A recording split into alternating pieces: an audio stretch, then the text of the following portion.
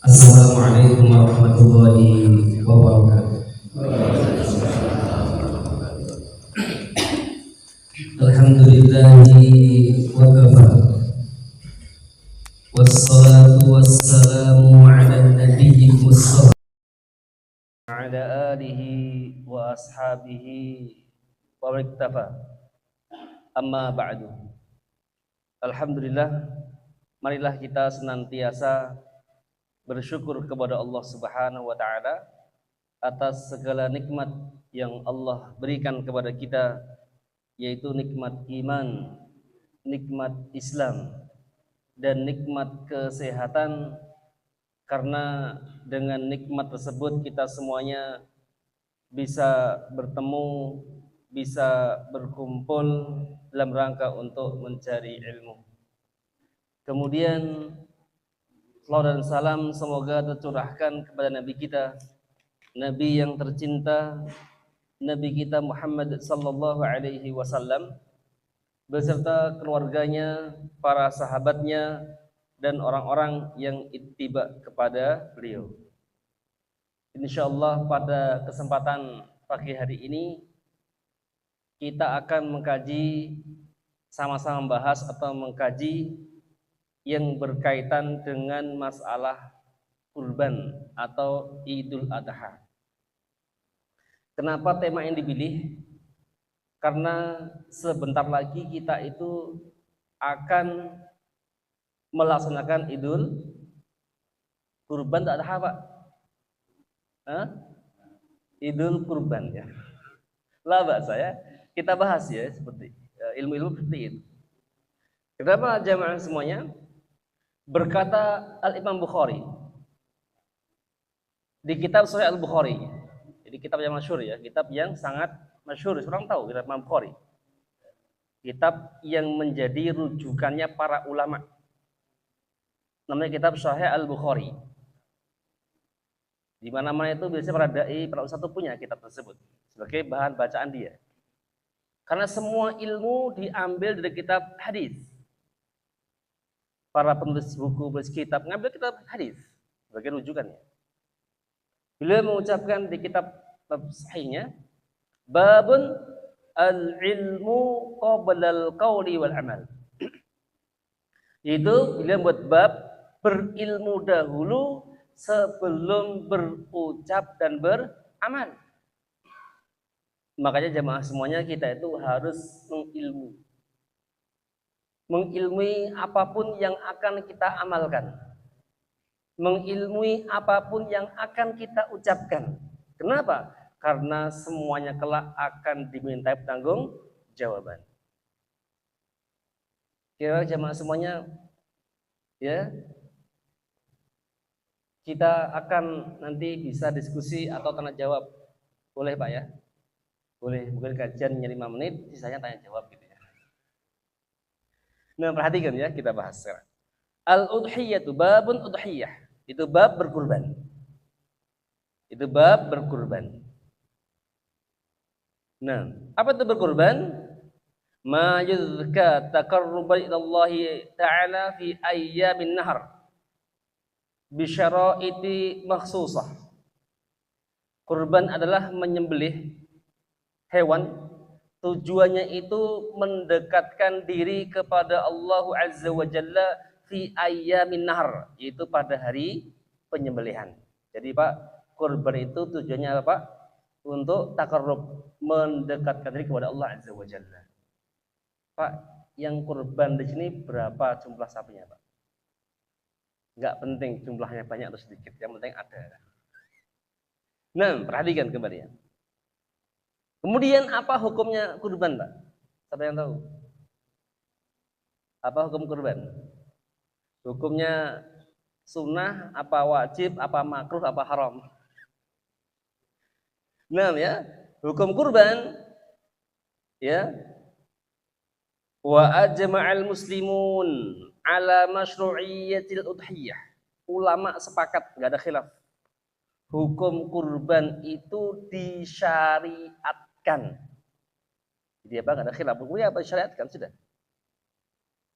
Ini enggak ada khilaf ya, disyariatkan. Akan tapi turunan hukum ini apakah menjadi wajib, apakah sunnah, baru ulama khilaf. Kemudian ikhtalafa ahli ilmi fi hukmil udhiyati al-qaulain. Kemudian ulama itu berbeda pendapat menjadi dua pendapat yang paling kuat.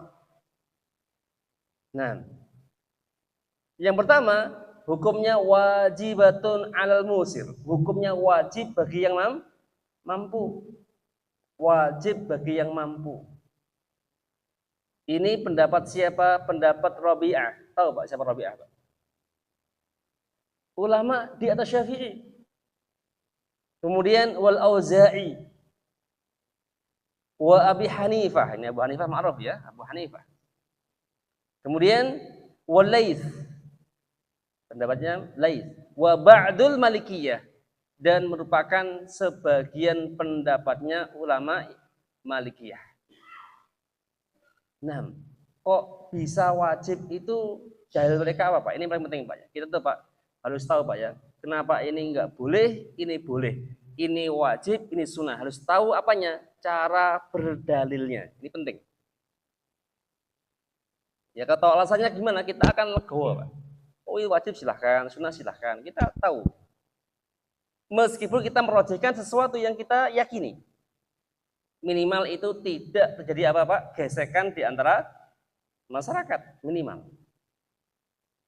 Dan juga akan mendewasakan kita. Nyata ulama, siapa Pak? Gak kenal Imam Malik. Punya kitab, namanya kitab Al-Muwatta. Bahkan mereka hafal ribuan hadis. Siapa yang kenal Imam Syafi'i? Ya, dikenal di dunia. Juga hafal ribuan hadis.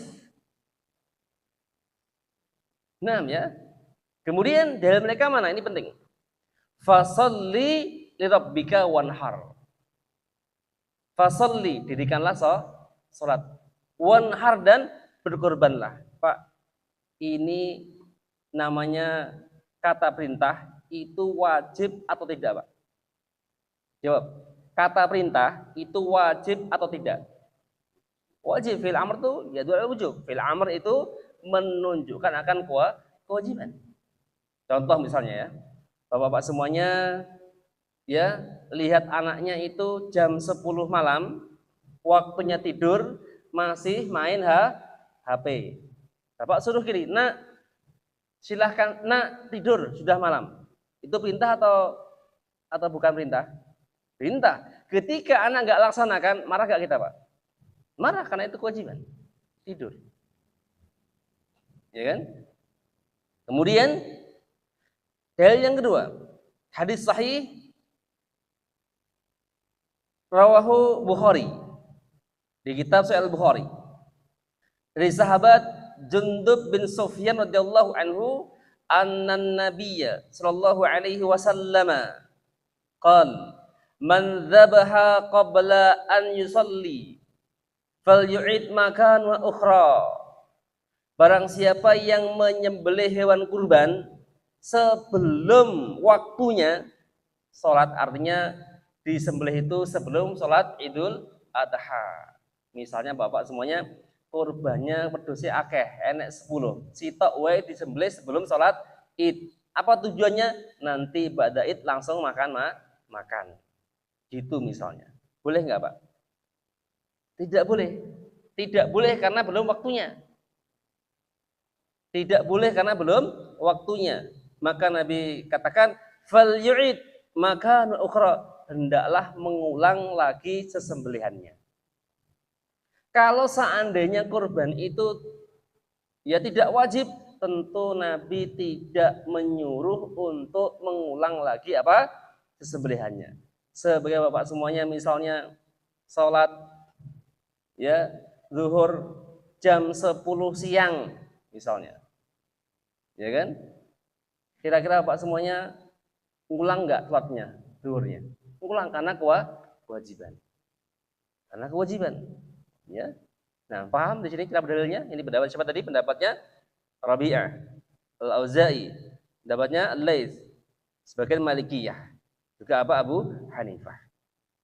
Kemudian Pendapat yang kedua ini penting ya diketahui juga. Anal udhiyata sunnatun walaysat wajibatun.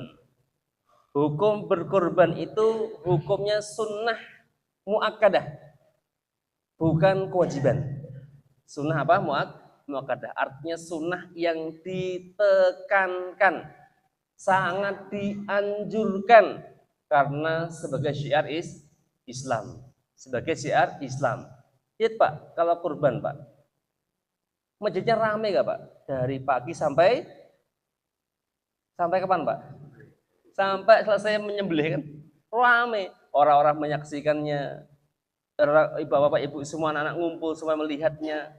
Apalagi pas waktu siang makan-makan, ramai. Orang yang jarang ke masjid jadi ke masjid, syiar Islam, alhamdulillah. Kan langka itu Pak ya, gitu Pak ya, langka sekali. Ya kan? Ini hukumnya apa? Sunnah muakkadah, bukan wajib. Ini pendapat siapa? Pendapat al-jumhur ulama, pendapat kebanyakan para ulama. Seperti Imam Malik sendiri, Imam Syafi'i, Imam Ahmad, pendapatnya Ishaq, Abu Thawr, pendapatnya Ibnu Manzur, pendapatnya Daud wa Ibnu Hazm. Ini pendapatnya kebanyakan para ulama mazhab. Itu apa? Sunnah muakkadah. Nah, kemudian dalilnya mana? Yang mengatakan sunnah muakkadah. Ini penting juga kita ketahui. Ya. Ini penting kita ketahui. Hadis yang pertama yaitu dalil rawahu Muslim wa Nasa'i, Ibnu Majah wa Ahmad. 6 ya, dari sahabat Ummu Salamah radhiyallahu anha, annan nabiyya sallallahu alaihi wasallam qala, bahwa Nabi sallallahu bersabda, idza dakhalat asyru wa arada ahad dhahiyya, jika masuk 10 awal Dzulhijjah. Pak, ini sudah masuk ke berapa Pak Dzulhijjah Pak? Keempat. Itu lagi 28, 29, 30, keempat ya, keempat. Loh kok 5 Ibu? 5 Bu? 5 Pak, Bapak salah Pak. 28, 29, 30, 1, 2 ya, kelima. 6 ya. Jika masuk 10 awal Dzulhijjah, wa arada ahad dhahiyya, dan jika salah seorang dari kalian mau berkurban, fala yamassa min sya'rihi wa basharihi syai'a, maka barang siapa yang ingin berkurban, maka janganlah mengambil sedikit pun rambutnya dan kulitnya. Ini bagi orang yang ingin kurban. Makna aroda, maknanya apa? Ingin itu bukan kewajiban. Siapa yang ingin, silahkan kurban. Kalau nggak ingin, nggak apa-apa. Ini apa? Makanya di sini menunjukkan akan sunnah, bukan wajib. Maka jamaah semuanya, yang ingin kurban tidak boleh potong rambut. Rambut itu apa Pak? Nggak boleh. Rambutnya sahibul kurban, bukan rambutnya kambing. Di mana Pak kita tahu itu bukan rambutnya kambing? Di mana? Perhatikan ya, kalau kita bahasa Arab itu akan mengetahui ya. Kalau masa min sya'rihi dhamirhu, itu kembali kepada ya ahadun. Itu laki-laki, berarti kembali kepada orangnya, bukan kambingnya. Kalau hewan pakai dhamir ha.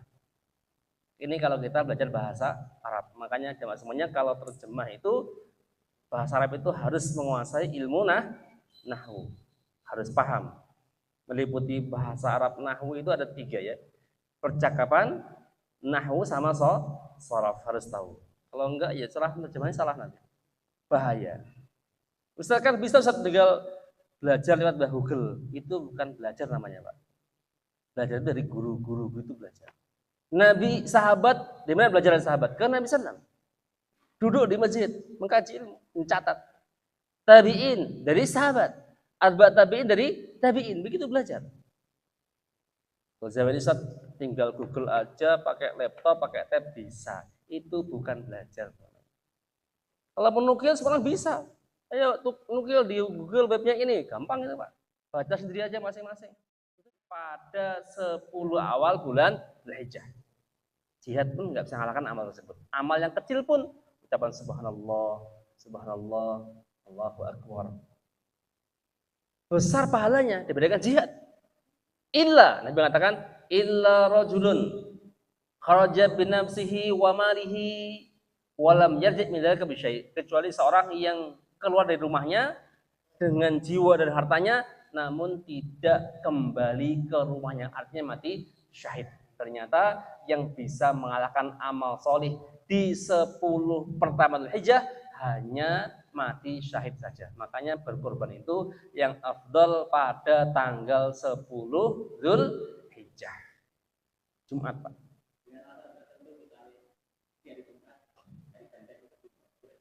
Iya, ini alasannya misalnya Jumat nanti hari pendek sudah sembelih Sabtu. Tapi baiknya memang Jumat berapa gitu. Gak cukup waktu boleh. Kalau boleh sih tanggal 11, 12, 13 boleh. Itu boleh. Tapi afdolnya tanggal 10. 10 ini afdolnya tanggal 10. Afdolnya. Bolehnya tanggal 11, 12, 13 pada sebelum maghrib. Ya, sebelum maghrib batasnya. Iya, afdol tanggal 10. Afdolnya. Paling afdol. Ini enggak ada khilaf ulama. Ya. Afdolnya apa? Tanggal 10. Kalau boleh itu tanggal 11, 12, 13 itu hukumnya boleh. Nah, silakan yang lain.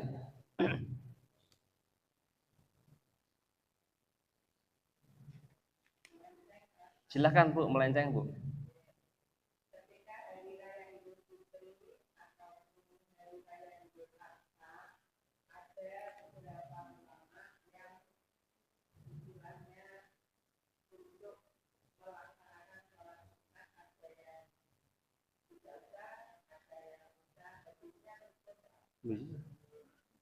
Pertanyaannya melenceng ya. Jika Idul Fitri, namanya jika Idul Fitri atau Idul Adha berkaitan bersamaan dengan hari Jumat, berarti terkumpul 2 hari raya. Idul Fitri itu hari raya tahunan, Jumat hari raya pekanan. Ya, hari raya pekanan. Jika terkumpul dua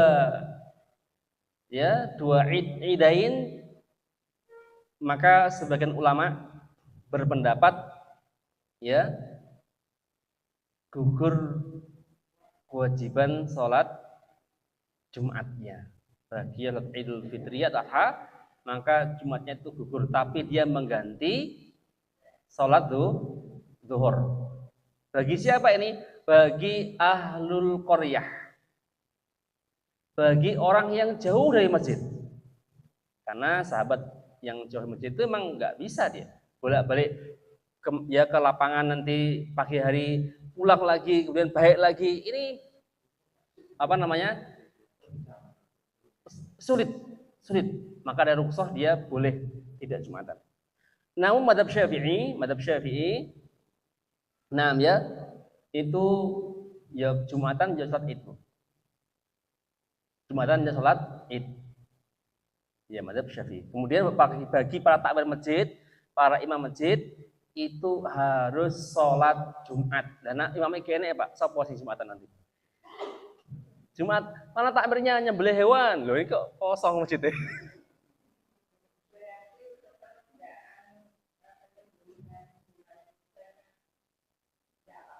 Enggak apa-apa, Bu, enggak apa-apa. Jadi makanya kita katakan nyembelih tanggal 11, 12 itu boleh. Selama masih hari tasrek. Ini namanya yaumun nahar, yaitu hari untuk menyembelih ya. Nah. Iya, tapi afdolnya itu tanggal 10. Lanjut, ada lagi pertanyaan? Kalau enggak saya tanya ya sekarang. Enggak ada pertanyaan, saya tanya sekarang nih ya. Ini juga penting ya. Misalnya Bu, Bapak semuanya, ada orang nyembelih hewan kurban, pas disembelih ternyata itu belum mati, sudah sekali kok lama matinya Pak. Kadang masih udah bangun gitu kan, bangun, tidur lagi, bangun lagi. Ya, kemudian sama tukang jagalnya diulangi lagi, sembelih terus mati. Hewannya sah atau tidak cara sembelihannya? Ayo, kan ini nggak tanya atau tak tanya balik sekarang. Nah, silakan Pak.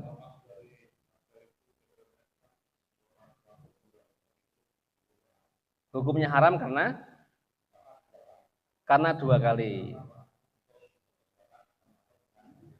Iya, karena itu termasuk penganiayaan, ya termasuk penganiayaan. Kemudian yang lain, ada pendapat lain? Kan diskusi. Ya, ini berarti kajian lagi besok seminggu berarti ini. Minggu udah Pak yo. Sudah, nah nanti malah betul Bu, masalah penyembelihan itu sebenarnya dibahas ilmunya. Ini penting ya. Penting banget ya. Ini tak ringkaskan aja, nyembelih itu ya jawabannya sah. Sah Pak, sah. Sah dengan syarat. Yang pertama, yaitu untuk menyempurnakan sesembelihan niatnya. Dan sah, misalnya orang korban disembelih kan, masih bangun dia, tombang lagi, disembelih lagi, ini sah. Karena apa? Untuk menyempurnakan sesembelihannya. Kemudian, ya, harus terputus 3 urat minimal. Yang pertama apa Pak? Urat saluran nafas, saluran makan, yang ketiga saluran darah. 3 ini. Ya, 3 ini terputus sah. Makanya harus tahu ilmu penyembelihannya, siapa nanti yang bantu nyembelih hewan Pak. Ada nggak di sini? Oh, berarti semuanya tahu ilmunya nih. Pemboleng nyembelihnya. Nah, Pak gitu. Oh, masya Allah ya. Menyembelih. Nah, ini bagus ya. Kemudian boleh tidak ibu bapak semuanya menyembelih hewan itu langsung putus kepalanya. Menyembelih sapi terus langsung putus gitu. Atau kambing langsung diputus langsung lehernya. Putus kepalanya terpisah dengan badannya. Sah nggak penyembelihannya? Sah ya, jawabannya sah. Jawabannya sah ya. Bacot ini. Nah ya, berkata Syafi'i, fa idza dhabihaha faqata rasahu fa hiya zakiyah. Jika ada orang yang menyembelih kemudian memutus kepalanya, maka statusnya sah sembelihannya. Contoh ya Bapak, semuanya nyembelih ayam tuh sampai dasi hilang tuh. Terus gitu kan hilang. Namun jamaah semuanya itu sebenarnya hukumnya makruh. Sah makruh. Kenapa makruh? Ini penting ya, ilmu yang bagi nyembelih penting. Jadi hewan itu kalau disembelih, yang penting 3 urat ini putus, diamkan sampai mati dengan sempurna. Sampai mati dengan sempurna. Ketika kepala sama badan hewan itu bersambung, otaknya itu akan memerintahkan jantung untuk memompakan darah keluar. Makanya darahnya banyak. Ya. Sehingga dagingnya itu grade-nya A, enak. Namun jika sampai belum mati sempurna, diputuskan kepalanya, maka otak tidak bisa perintahkan ke jantung untuk memompakan darah, maka darah itu akan bercampur dengan daging sehingga grade-nya menjadi C atau D. Nah, itu ya, karena hukumnya makruh karena mempengaruhi rasa daging. Dan harus yang menyembelih itu, ya, yang menyembelih itu ibu semuanya, dia harus muslim, kemudian senjatanya itu harus tajam, harus berbuat ihsan terhadap hewan sesembelihannya. Jadi Pak, sapi, kambing yang akan disembelih itu jangan sampai nampak hewan yang disembelih, jangan sampai nampak, dijauhkan. Dijauhkan Pak, karena kalau dia itu nanti disembelih, lihat temennya, hewan itu mati 2 kali Pak. Ketakutan dulu hewan itu Pak. Maka dibedakan ya, jauh-jauh kalau bisa tempatnya yang hewan yang belum disembelih sama yang sudah disembelih itu dibedakan tempatnya, jauh-jauh kalau bisa Pak. Kalau bisa itu Pak, kalau mau nyembelih itu ditutup matanya Pak. Mata hewannya ditutup. Ini untuk menghindari rasa takut pada hewan. Ya, ditutup. Ya kalau kita nggak ada tutup hewan matanya, pakai celemek itu Pak, bisa. Ya, ditutup. Ditutup matanya. Ini biar nggak takut. Kalau dia itu melihat temannya disembelih, kita bawa antrian loh. Kalau nanti disembelih, lihat tuh. Hewan itu nangis Pak. Makanya banyak hewan kan mati, air matanya keluar deh. Dia sudah mati duluan nih. Maksudnya ketakutan sekali gitu. Maka kita tuh harus berbuat ihsan terhadap hewan. Kemudian ya kalau bisa Pak, hewan itu jangan dikasih makan selama 8 jam sebelum disembelih. Apa tujuannya? Untuk mengurangi rasa sakit pada hewan. Ilmunya diambil dari mana Ustaz? Dari filosofi kalau kita operasi disuruh apa Pak?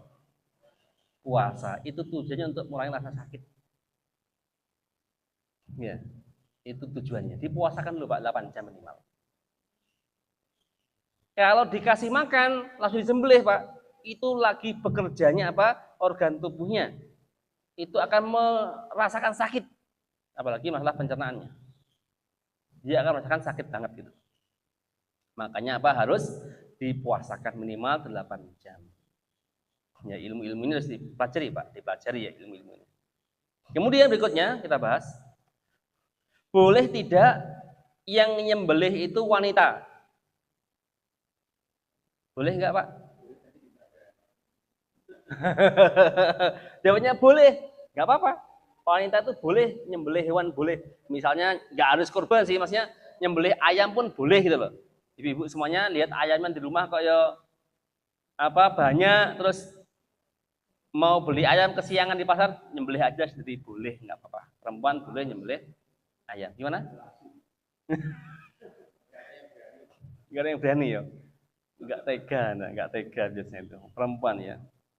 Nah, tak kasih lagi ilmunya, pertanyaan lagi. Misalnya Bapak semuanya, beli hewan tuh bagus Pak, sapinya bagus, nggak ada cacat, dombanya bagus, nggak ada cacat. Pas hari H, kita serahkan kepada panitia, biasanya itu Pak diserahkan berapa hari Pak sebelumnya Pak? 2 hari loh. Atau sehari ya? Sehari ya. Tiba-tiba itu hewan tuh sakit. Ya, sikilnya kebelet jadi pincang misalnya. Kalau begitu Pak, kira-kira Bapak beli lagi ke pasar ditukar atau tetap disembelih? Ingat, kita belinya itu sempurna, bagus. Suku sudah kita serahkan panitia, hewan itu ternyata kebelet kejerat kakinya, pincang. Ya.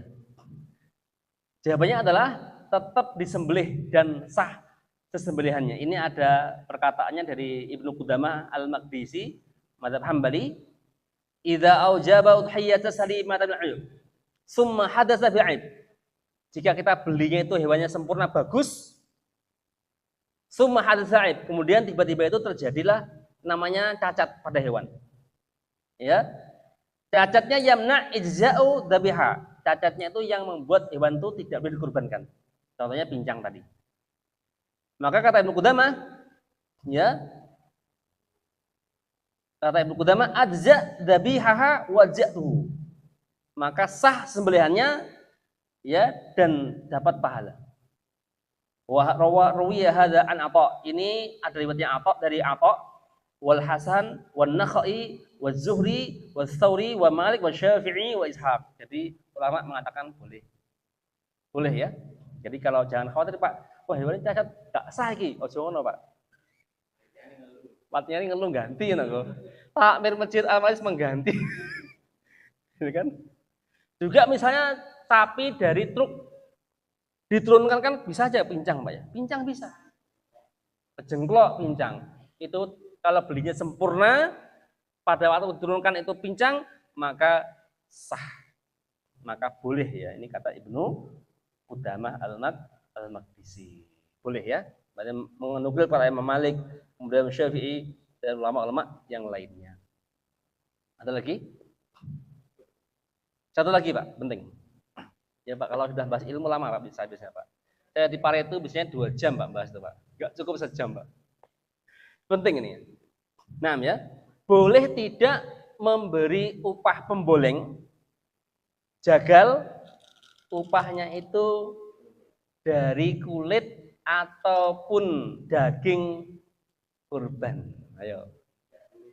Jadi pembolengnya harus sudah dapat Pak ya. Pemboleng. Enggak boleh Pak ya. Berarti jasa buat daging Pak.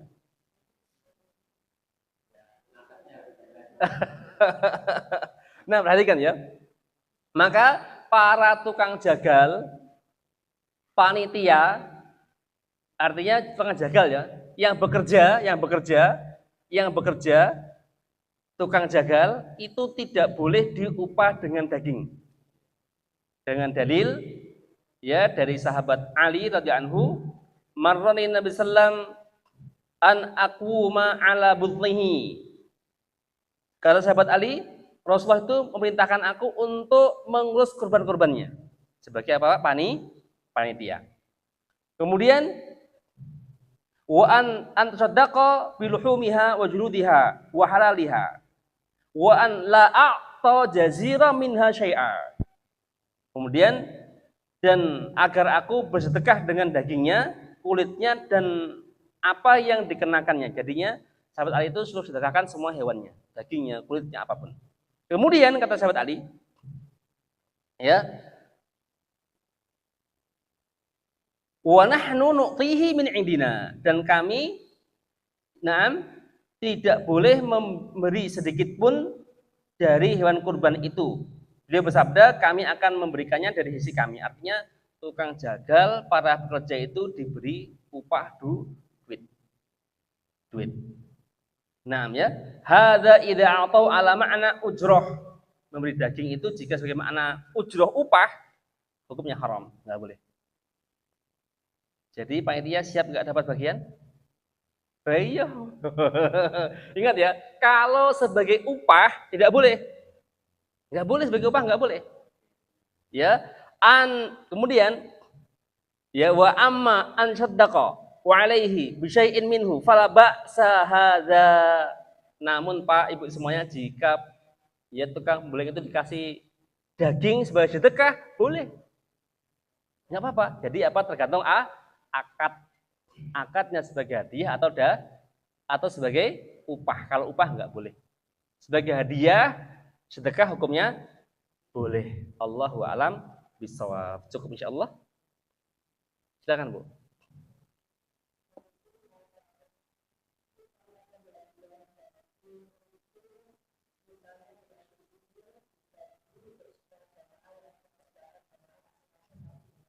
Nah.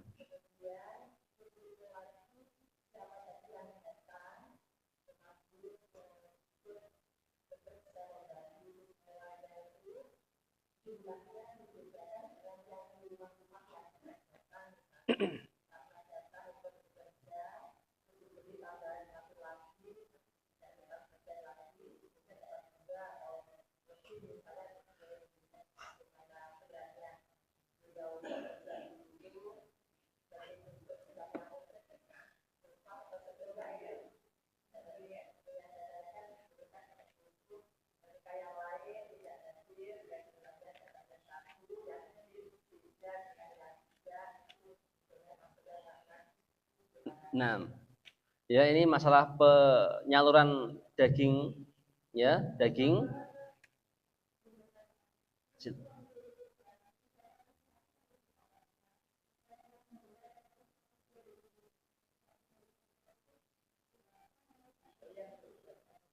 Nah, ya siap. Pak Jabdu, yang pertama, untuk sahibul kurban, sapi atau kambing Apakah benar dikasih sepertiga? Jawabannya benar. Itu termasuk ya sunnah. Itu apa termasuk sunnah. Nah ya, yusanul mudhiyya an yaqula min udhiyatihi. Disunahkan bagi sahibul kurban itu untuk memakan daging kurbannya. Sunnah hukumnya. Kemudian ustahabu an yaj'ala aslatan.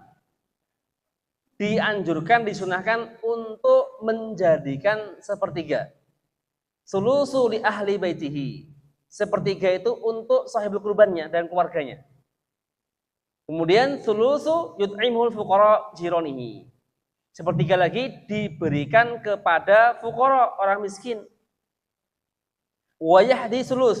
Yang ketiga diberikan untuk hadiah. Itu betul. Boleh.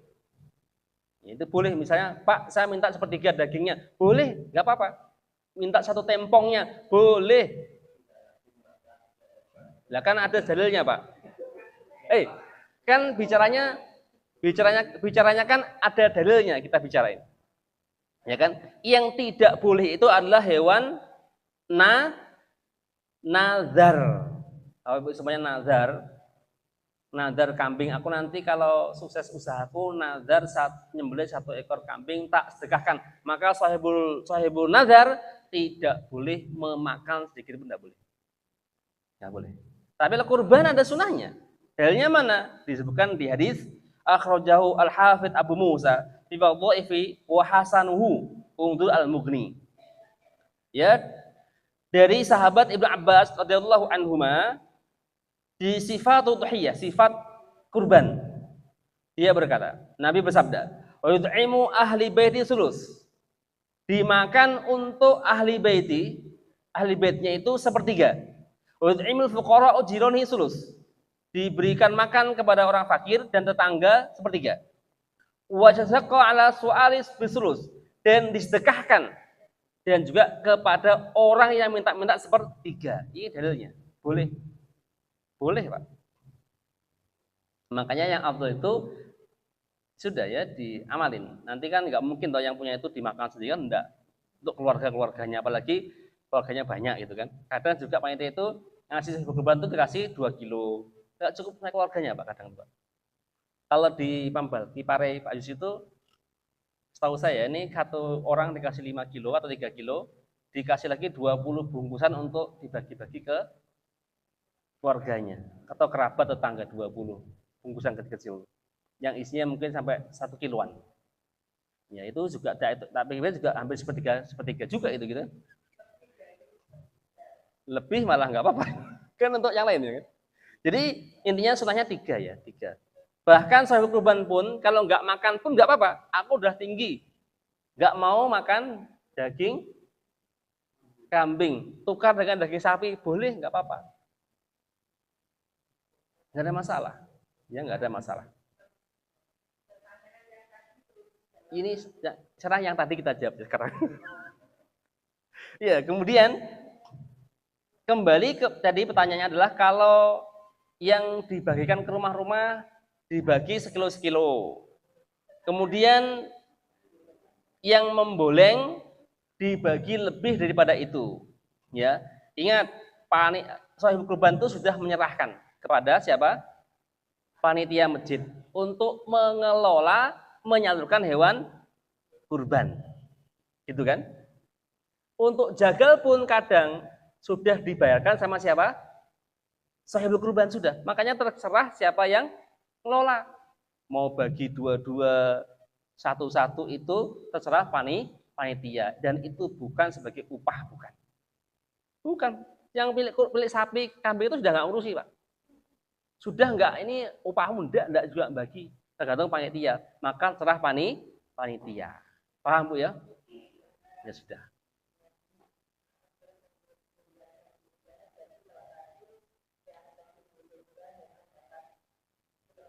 Iya.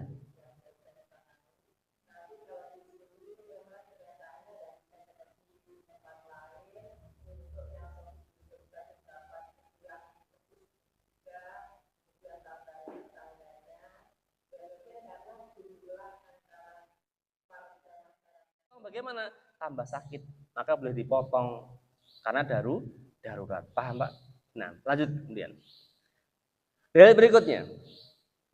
Ya, dari Abi Suraihah dia berkata. Ini seorang tabi'in ya. Seorang apa? Tabi'in. Tabi'in itu muridnya sahabat.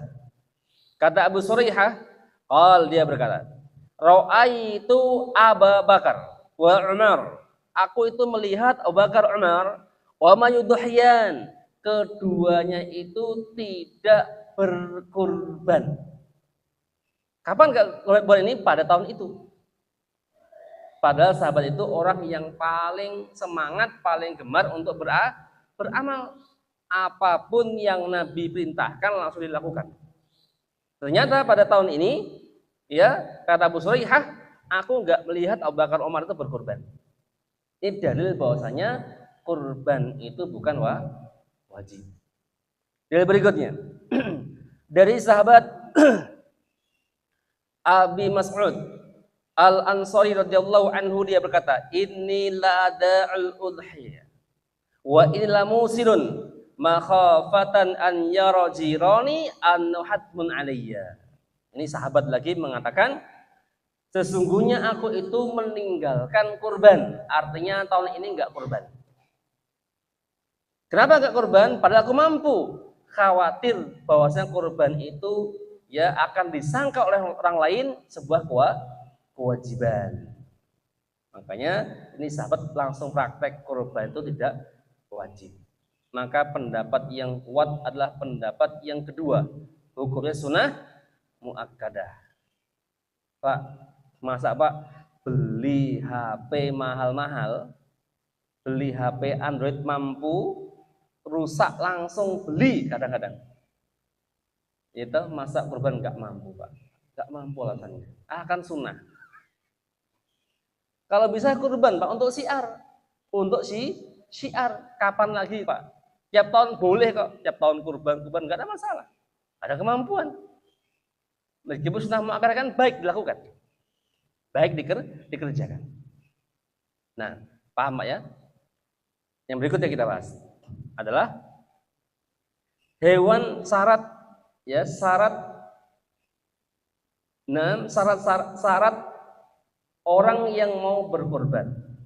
Ini punya syaratnya Pak. Yang pertama harus Islam, orang muslim, orang kafir tidak sah kurbannya, nggak sah orang kafir.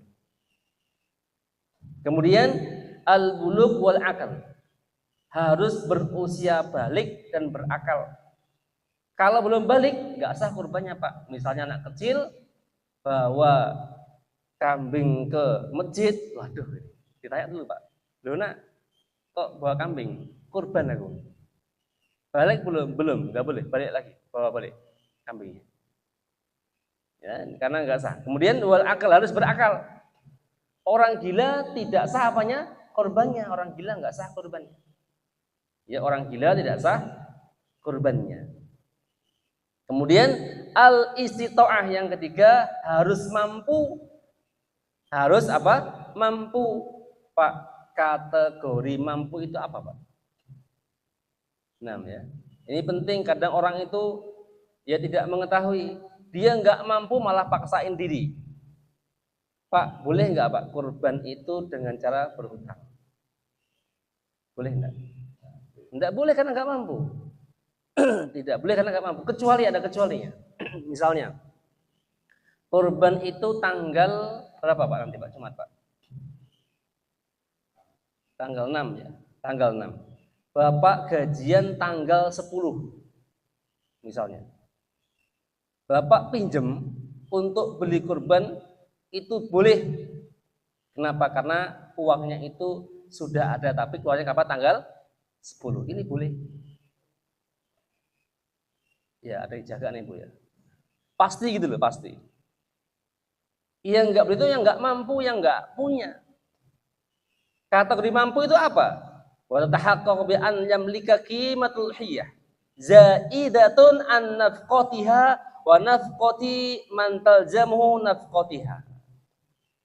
Mampu itu Pak, orang yang memiliki ya uang atau materi seharga atau senilai hewan kurban di luar kebutuhan pokok, ya, selama waktu kurban itu. Berarti mampu sudah. Ya sehari misalnya, ya habisnya itu berapa Pak? Habisnya 200.000 misalnya makan. Kok banyak Ustaz? Jumbo, pokoknya banyak. Gajinya sehari 500.000, jadi ada sisa toh. Sisanya mungkin banyak, tabungannya banyak misalnya. Ya sudah, dia mampu. Dia mampu. Kategori mampu. Nah, ya, maka korban arisan tidak boleh berarti. Ini loh maksudnya arisan tuh. Beli kambing, ya kan? Untuk beli kambing, arisan 10 orang misalnya. Tahun ini siapa yang berdoa duluan? Belikan kambing. Ini nggak boleh karena nggak mampu. Karena apa? Tidak mampu. Nah, ya. Lanjut kita bahas ya. Ada pertanyaan ibu semuanya, bapak semuanya sampai sini? Ada pertanyaan? Gimana Bu? Oh, setelah selesai. Ya sudah, ini lanjut, materinya banyak Bu. Nah, berikutnya kita bahas ya. Kemudian hewan apa aja yang boleh dikorbankan? Ini penting harus ketahui ya. Hewan apa Bu? Bapak semua yang korbankan boleh itu. Yang pertama, apa tuh? Yang boleh dikorbankan hewannya? Apa? Kambing, terus sapi, terus unta, kerbau. Kerbau boleh enggak? Apa alasannya? Nah, dalil. Kerbau boleh enggak? Ayam ternak juga Pak. Kuda boleh enggak? Ternak juga. Jadi betul ya, ini bahas. Jadi kerbau itu boleh jawabannya karena termasuk jenis hewan sapi. Boleh. Kerbau itu hewan sapi, spesies sapi Pak. Spesiesnya apa? Sapi. Juga sebagaimana disebut kitab fikih Al-Quwaitiyah, wa qad sawwal fuqaha al-jamus bil baqar fil ahkam wa amiluha haditsin wahid. Jadi kerbau sama sapi itu ya sama, ya sejenis, makanya boleh. Ini ulama sepakat, nggak ada khilaf. Begitu pula ya Imam Nawawi juga mengatakan, nah ya, al-jamus itu apa? Kerbau juga hukumnya boleh untuk dikorbankan. Boleh karena sejenis. Kemudian Pak, kuda boleh enggak? Boleh kuda Pak. Banteng. Kurban banteng misalnya. Boleh Pak kurban banteng ya. Jerapah kan juga.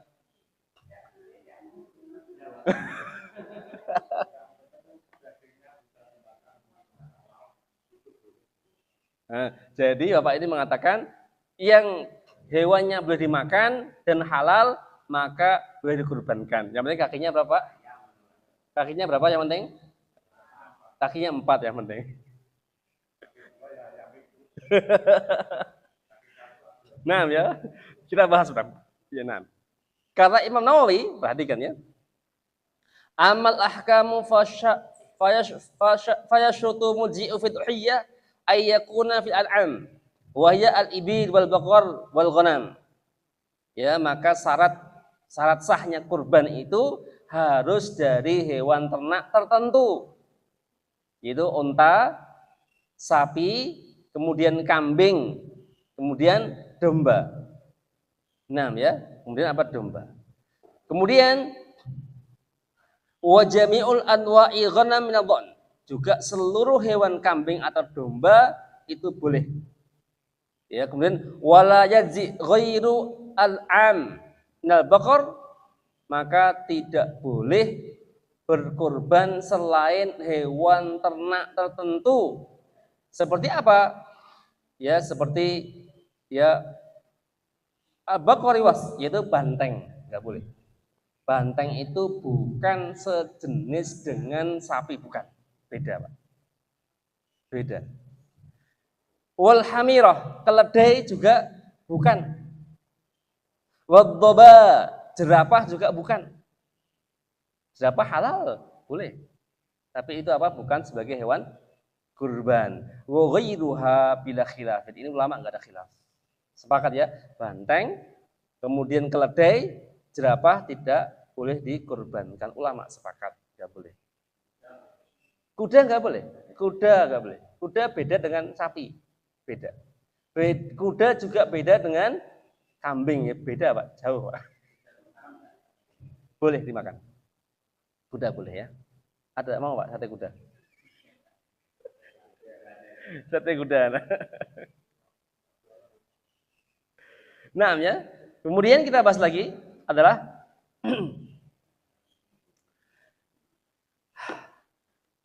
nah ya, kita bahas usia hewan. Kalau unta itu harus usia genap 5 tahun. Sapi usia genap 2 tahun. Kalau kambing usia genap setahun. Kalau domba boleh usia 6 bulan. Boleh. Boleh Pak, domba itu Pak 6 bulan itu beratnya sama dengan kambing usia setahun. Beratnya domba itu. Ya boleh. Kemudian wa tulzi'u syam fil uhiyyati al-wahid wa ahli baiti.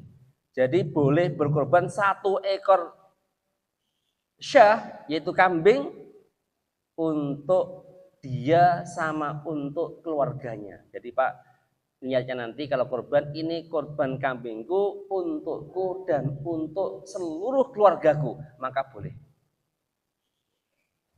Ya, dalilnya hadis sahih rawahu Ibnu Majah, kana ar-rajulu fi ahdi Rasulullah yudhhiya bisyadi anhu wa ali baiti. Ya, dulu itu di zaman Islam itu ada orang yang berkorban 1 ekor kambing, dia korbankan untuknya sama untuk keluarganya. Kemudian wa yajuzu tudhiyatu bil ba'ir wal baqar wahid an sab'ah. Juga boleh berkorban 1 ekor unta atau 1 ekor sapi untuk 7 orang, jadi patungan. Untuk 7 orang. Jadi jamaah semuanya, boleh nggak kalau kita korban sapi itu untuk 5 orang saja? Boleh. 7 itu batas maksimal. Ya, batas maksimal. Misal, wah ini kok 5 orang kurang 2, kok susah menjawis, 5 orang aja, tambah duitnya. Maksimal. Iya. Iya. Asarnya ada hadisnya, nah perhatikan ya. Jadi Jabir bin Abdullah anhu, hadis sahih ya, riwayat Muslim. Naharna ma'al sallam amul Hudaybiyah. Kami itu pernah berkorban ya bersama Nabi sallam pada tahun Hudaybiyah. Al-badadah an sab'ah.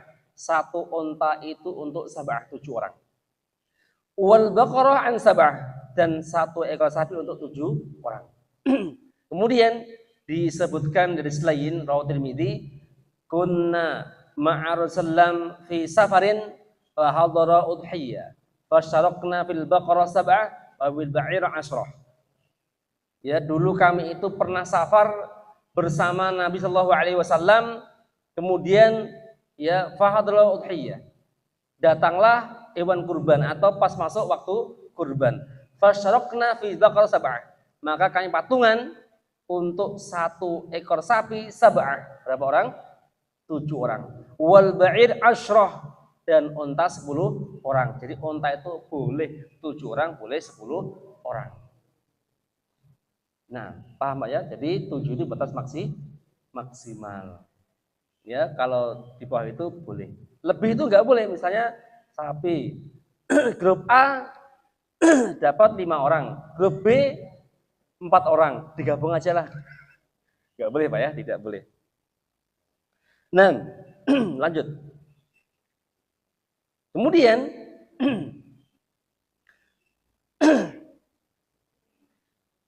Hewan yang tidak boleh dikurbankan, artinya tadi onta, sapi, kambing, ya, itu hewan yang dikurbankan, tetapi tidak boleh jika ada aib atau cacat pada hewan, ya, tidak boleh, ya, ada cacat pada hewan tersebut. Ada empat cacat yang tidak boleh dikurbankan. Yang pertama, al-aura ubayyin auruha. Yang pertama adalah hewannya itu buta sebelah dan jelas butanya. Ya, jadi misalnya matanya kambing itu buta sebelah, Pak. Butanya yang jelas, Pak, ya, jelas butanya. Ustadz, kalau kambingnya itu kabur boleh nggak? Maksudnya matanya itu padanya kabur, nggak buta, boleh nggak? Boleh. Atau katarak. Ya, jadi kalau buta itu boleh. Ya. Nah, intinya buta, ya. Hah? Nggak boleh. Kalau kambingnya itu misalnya min atau plus, boleh, Pak. Apakah bisa? Bisa. Bisa. Pak, kambing itu bisa min, bisa plus, bisa, Pak. Cuma dia itu nggak pakai kacamata gitu aja. Nah, ya. Fa idza ghatta bayad aksar nadhiruha bihaitsu baqa aqalluha lam yatujzi. Wala tulzi amya min babil aula. Jadi hewan itu kalau jelas butanya maka tidak boleh dikorbankan. Yang kedua, al maridatu bayyin marduha. Yang kedua, hewan itu sakit yang jelas sakitnya. Sakit, Pak. Ya, sakitnya berat. Ya. Fa in kana marduha hafifan ajza. Namun jika hewan itu sakitnya khafif, ringan, ajza, boleh dan sah. Sakitnya berat. Ustaz, cara mengetahui hewan itu sakit berat atau enggak gimana? Gampang, Pak. Mungkin yang para peternak domba atau sapi tahu. Misal ada domba itu jumlahnya 50 ekor. Ketika kita kasih pakan, Pak, domba itu langsung menyerang, Pak, langsung makan itu. Ada satu domba yang nggak mau ngeletak aja, itu sakit, Pak. Itu dombanya sakit. Sakit parah itu sakit apa domba itu, Pak? Kalau domba itu sudah masuk angin, Pak, kembung, itu kategori parah, Pak. Itu sulit untuk disembuhkan biasanya. Dari situ langsung 2 hari 3 hari mati dia. Kalau enggak segera ditangani. Nah, ya. Pokoknya hewan itu sakitnya jelas sakit. Namun jika sakitnya ringan nggak apa-apa. Domba itu misalnya bersin, gebres terus. Bisa, Pak, domba, sapi itu bisa bersin, bisa. Pilek pun bisa kok, Pak, pilek. Batuk juga bisa batuk. Kalau sakitnya ringan boleh dikorbankan. Ya, boleh dikorbankan. Korengan ya boleh. Korengan boleh nggak apa-apa. Yaitu khafif, ya, ringan. Yang ketiga, arja'u bayyin arjuha. Hewan yang pincang, yang jelas pincangnya. Hewannya pincang, Pak. Sebelah aja pincang nggak boleh. Yang jelas pincangnya. Wa maqbu'atun wa maksuratun arjul minal babil aula. Apalagi kakinya patah. Kakinya patah atau bengkok lebih tidak boleh lagi. Nggak boleh. Ya. Kalau empat-empatnya pincang misalnya. Makanya, Pak, kalau nanti beli hewan kurban itu pilih yang terbaik. Yang jelas tidak buta, yang enggak sakit, yang enggak pincang. Yang keempat, al-hazilatul lati la tunqi, yaitu hewan yang kurus banget sampai tidak punya sumsum. Kurus pol. Pak, tak tanya serang, Pak. Pak, bisa nggak, Pak, cara mengetahui kambing atau sapi itu gemuk atau tidak? Dari mana kita tahu, Pak? Dari mana, Pak? Sahih, dari bokongnya. Betul, Bu. Bokongnya itu saya mau maksudnya sapi, Pak, ya. Bokongnya itu ya nampak berisi, itu kategori gemuk. Karena daging itu ada pada tempong belakang 2 sampai ya, belakang 2 sama depan 2. Hanya di situ aja, Pak, jumlah daging yang banyak. Kalau perutnya itu besar, belum tentu itu gemuk, itu bisa aja Nah, bahasanya apa? Digelonggong, dicombor. Sama siapa? Sama belantiknya biasanya. Pak, ada sapi, Pak, ada. Ke rumah ya, ntar lagi ya, sejam lagi. Combor dulu dia, Pak. Combor dulu, datang kita. Oh, gemuk ya perutnya. Ini perutnya. Disembelih nyata apa? Banyak airnya, banyak kotorannya. Ya, paham Pak ya? Jadi harus yang gemuk. Ya, gemuk. Kalau itu sangat kurus, nggak boleh. Dalilnya mana? Hadis sahih, disebutkan di hadis sahih rawahu Nasa'i juga Ibnu Majah. Arba'un la tuji' fil adhahi. 4 cacat yang tidak boleh dikurbankan pada hewan. Ya. Yang pertama al-aura'u bayyin. Yang pertama adalah yang aura'ul bayyin auruha. Ya, hewannya itu buta sebelah yang jelas butanya. Wal maridatul bayyin marduha. Hewan yang sakit yang jelas sakitnya. Wal arja'u bayyin, yaitu wal arja'u bayyin arjuha. Hewan yang pincang yang jelas pincangnya. Wal ajfa'u allati la tunqi. Hewan yang sangat kurus yang tidak bersumsum. Makanya hewan yang terbaik. Ustaz, kalau hewan cacat tuh apakah pengaruh pada daging? Pengaruh, Pak. Misal, tahu Pak semuanya? Pak, hewan PMK pernah Pak beli nggak Pak? Dagingnya Pak. Daging PMK, hewan sapi kena PMK jatuh disembelih, pernah nggak Pak beli dagingnya? Ya belum tahu jawabannya Pak. Di pasar kan banyak Pak sebenarnya. Banyak Bu ya. Rasanya itu beda nggak sama hewan yang sehat? Beda. Makanya 4 cacat ini mempengaruhi rasa pada daging. Pengaruh rasa pada daging. Nah, ya, makanya harus hewannya itu sehat. Nah, misalnya hewan itu doknya sitok apa ya? Ya, apakah kategori yang nggak boleh dikorbankan? Boleh. Itu boleh. Yang penting bukan dia buta, tidak pincang, kemudian apa tadi? Tidak sakit yang berat atau parah, yang ketiga tidak kurus, yang penting itu. Jika 4 hal ini bukan kategori itu maka boleh. Seperti sangkir gitu ya, boleh. Sah. Sangkir sah. Misal telinganya hewan itu sobek misalnya. Telinganya sobek misalnya. Boleh nggak dikorbankannya? Boleh. Telinganya sobek boleh, nggak apa-apa ya. Tidak masalah. Nah, kemudian kita bahas berikutnya adalah ya. Sudah.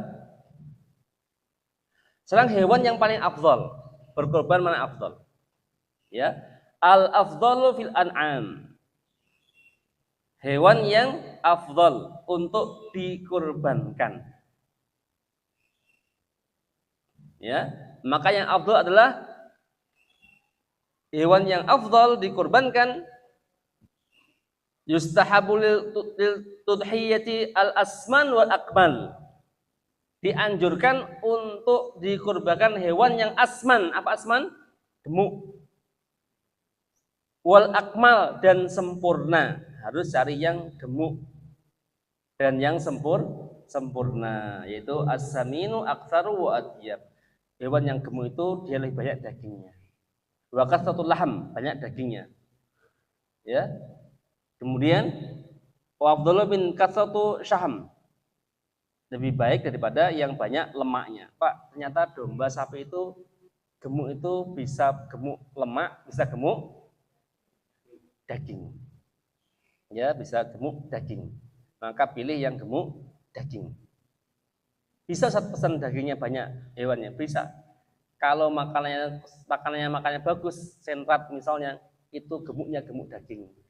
Kalau makanannya itu misalnya campuran, dedak, rumput, itu banyak lemaknya biasanya. Gitu ya. Terbalik. Terbalik. Karena saya pernah ikut pelatihan apa? Pelatihan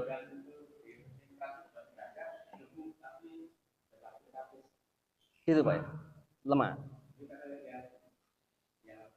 Campuran.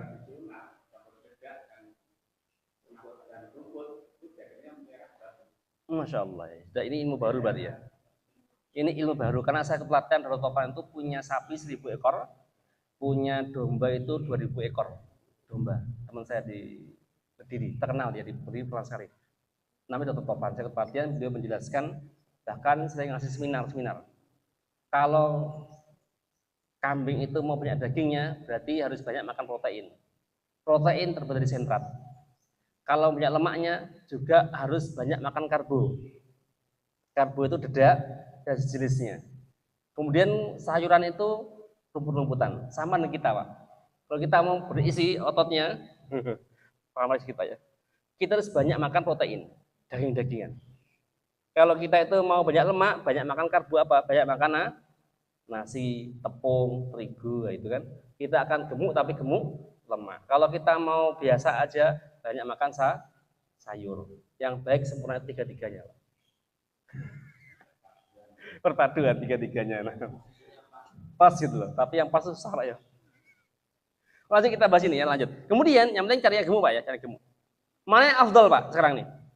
Berkorban dengan unta, dengan sapi, dengan kambing atau domba. Karena Nabi itu di dalam riwayat Nabi itu korbannya itu tidak pernah sapi, Pak, ataupun unta nggak pernah. Nabi itu korbannya korban domba atau kambing, ya. Nabi itu korbannya korban domba atau kambing. Ini yang ma'ruf sekali, yang kita tahu hadis-hadisnya ya. Yaitu hadis sahih, disebutkan di hadis sahih Rawal Bukhari Muslim dari Anas bahwa Nabi itu berkorban dengan 2 ekor kambing yang warnanya putih bertanduk. Nabi sembelih dengan tangannya sendiri dan mengucapkan bismillah dan bertakbir, dan niatnya Nabi apa? Wa hada'ani wa an ummati. Ini hewan kurbanku sama untuk umatku. Ya, jadi Nabi itu kurbannya kambing. Sekarang mana yang afdal ya? Ini ulama ada beda pendapat. Yang afdal, yang pertama urutannya adalah madzhab dzahab al-jumhur. Ini pendapat jumhur ulama. Pendapat jumhur ulama. Yang afdal itu tartibnya, Pak. Unta, kemudian sapi, kemudian ghanam. Maka korban terbaik itu unta, sapi, atau ghanam. Itu tartibnya, Pak. Tartibnya. Ya, tartibnya seperti itu ya. Dalilnya mana dalilnya? Dalil tentang sholat Jumat. Dalilnya tentang sholat Jumat. Barang siapa yang mandi dari Jumat, mandi janabah, summa roha, kemudian dia berangkat menuju ke masjid, faka'an nama qarraba badanah, seakan-akan dia itu korban unta. Datang pertama ke masjid lah Jumat, sop yang awal-awal dia seakan-akan korban unta.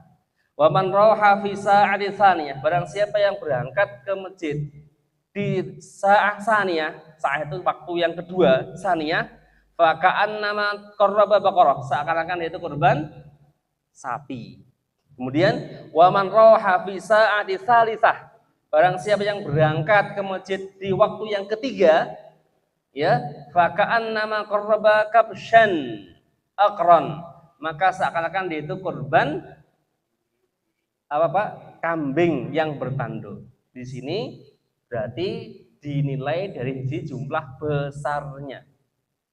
Unta, sapi sama domba. Juga dinilai dari mahalnya. Unta mahal, Pak. Kalau Masjid Al-Malik misalnya bisa korban unta, Pak, viral, Pak, yakin aku, Pak. Ya kan viral kan, beli di Mekah kan, didatangkan untuk korban. Iya nanti mesti viral, Pak. Muhammadiyah sak Kediri itu mungkin datang semua, Pak. Pak telepon semuanya minta sedikit-sedikit mau rasain gitu kan. Ayam. Dapat telur, Pak ya. Dapat sahih, dapat baydah, dapat telur. Sahih, belakang dapat telur ya. Nah, jadi ini apa pendapat jumhur ulama itu yang afdal adalah unta, sapi sama ghanam. Kemudian dari sahabat Abi Dzar radhiyallahu anhu bahwa Nabi bersabda, Fa ayyi riqabin afdal? Kemudian hewan apakah yang paling afdal untuk didekatkan kepada Allah? Qal aghlaha samnan, yang paling mahal. Wa anfusuha inda ahliha, untuk dirinya sama untuk keluarga. Jadi intinya yang paling mahal. Kemudian wa qala Malikiyah, berkata Imam Malik, afdhaluha dha'n, yang paling afdol itu tertibnya hewan itu kambing atau domba. Summal bakor, kemudian sapi. Summal ibil, kemudian unta. Ini Pak ya, Pak, daging. Kenapa Imam Malik itu mengatakan lebih afdol kambing dibandingkan unta atau sapi? Ini penting Pak alasannya Pak. Kalau pendapat yang pertama tadi, karena dinilai dari sisi besarnya dan mahalnya. Yang kedua ini dinilai dari apanya? Nadhran liti bilham, dilihat dari lezatnya daging dan bagusnya daging. Pak, makanya Pak, hewan daging yang paling baik itu adalah dari kambing, Pak, atau domba. Ini terbaik dibandingkan daging sapi atau daging unta. Ini kata Imam Malik. Ya, daging kambing lebih lezat, Pak, benar. Enggak apa? Darah tinggi ya kebanyakan berarti. Ya, Pak, orang Arab Pak ya, tiap hari mereka makan daging ya, Pak. Enggak darah tinggi juga kan? Dibakar Pak ya? Nah, itu dia.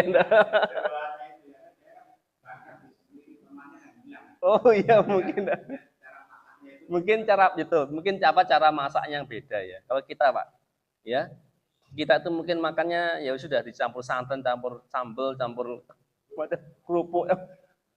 Ya makanya banyak faktor-faktor lainnya ya. Nah, jadi kambing itu enak Pak. Saya juga suka kambing Pak. Sejak di Yaman saya suka kambing sih. Nah, ya. Kemudian dalilnya mana? Imam Malik berdalil ya. Dalilnya bahwasanya Nabi SAW itu tuha bikabsyain amlahain. Nabi itu berkorban dengan kambing. Ya, bikabsyain amlahain, 2 ekor kambing yang gemuk, yang warnanya putih.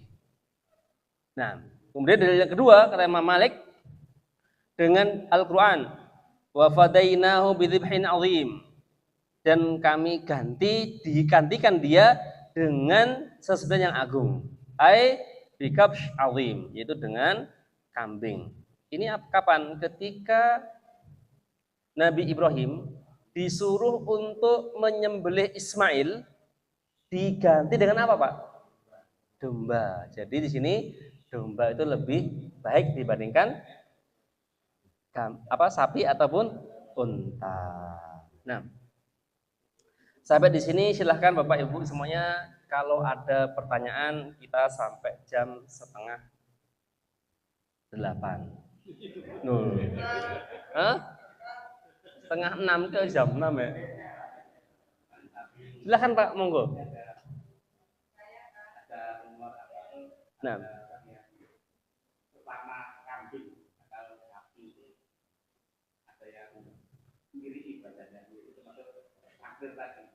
yang kalau yang warna hitam nah, nah, nah, ya. Apakah di sini itu Pak? Di sini itu apa sih?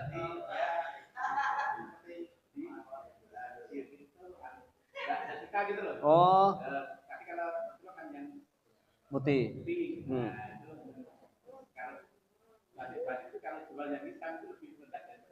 Oh iya. Nah, boleh tidak berkorban dengan hewan yang warnanya itu ya misalnya putih ada hitamnya begitu. Oh, hitam mulus ya. Hitam mulus semuanya misalnya. Kayak gitu, Pak ya.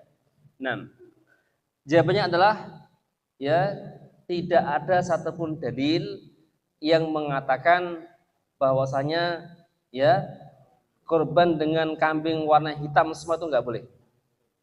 Ya, ini apa? Ini tidak ada dalilnya. Tidak ada apa? Dalilnya. Ya, jadi intinya boleh-boleh aja, sah nggak apa-apa. Sah. Ya, kalau putih campur hitam, Pak, pernah nggak Pak dapati?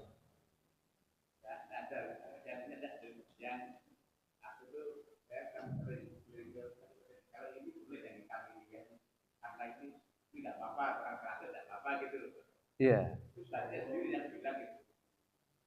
Iya, kalau hitam semua nggak apa-apa, Pak, boleh, nggak ada masalah ya. Karena emang nggak ada dalilnya yang mengatakan hukumnya haram, nggak ada dalilnya atau nggak ada hadisnya. Boleh ya, boleh, boleh. Nah, Allahu alam bishawab. Yang lain silakan, silakan Bu.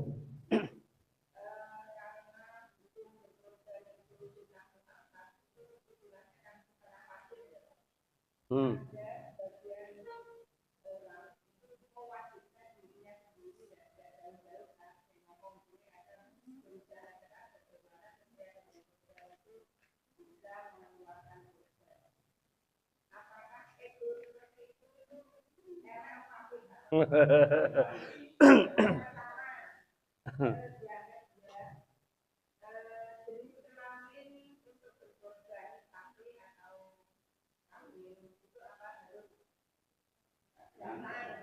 Hmm.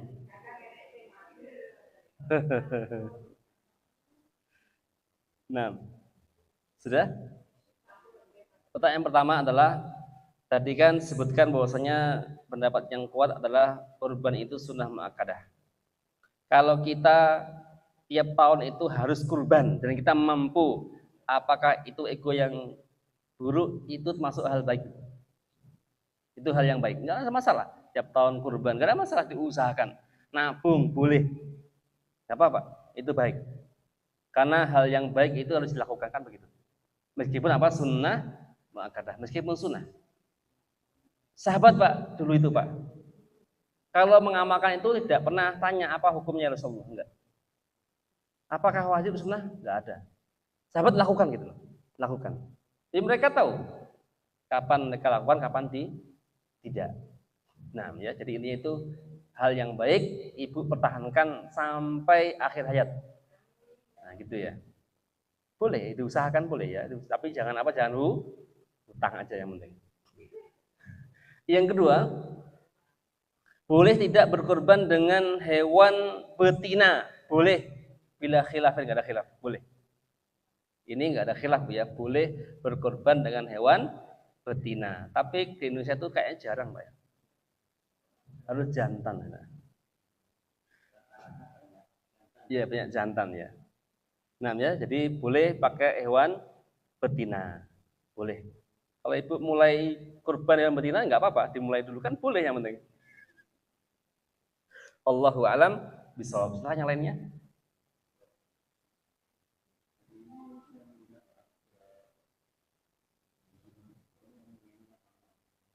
Iya, nilainya fantastis betul.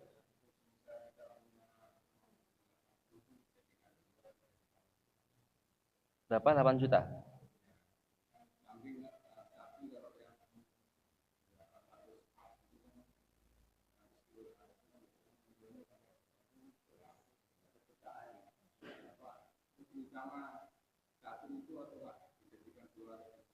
Nah, jadi kalau kita punya uang 100 juta itu dibelikan ya apa sapi satu apa sapi tiga, maka harus dilihat jumlah dagingnya. Beli satu sama beli tiga, banyak mana dagingnya Pak? Tiga, berarti belikan tiga. Belikan apa? Tiga. Kalau uangnya banyak kan, ya sudah belikan tiga. Pilih yang paling gemuk-gemuk gitu kan. Malah bagus itu. Malah bagus bisa di dagingnya itu apa? Bisa dibagikan secara merata. Nah, ya. Allahu alam bishawab. Yang lain silakan.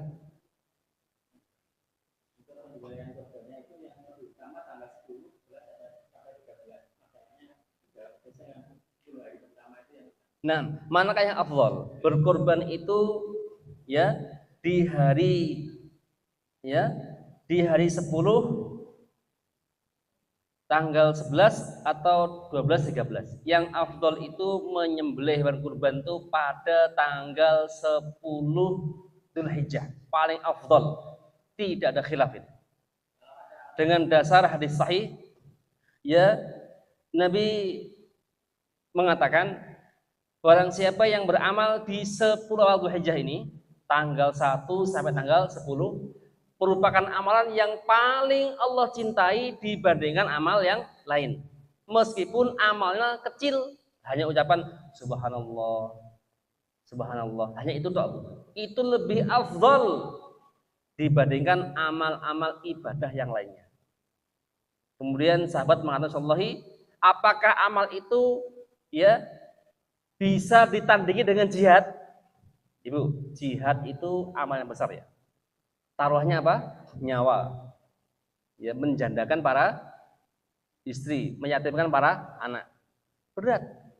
Ternyata amal jihad pun kata Nabi SAW tidak bisa mengalahkan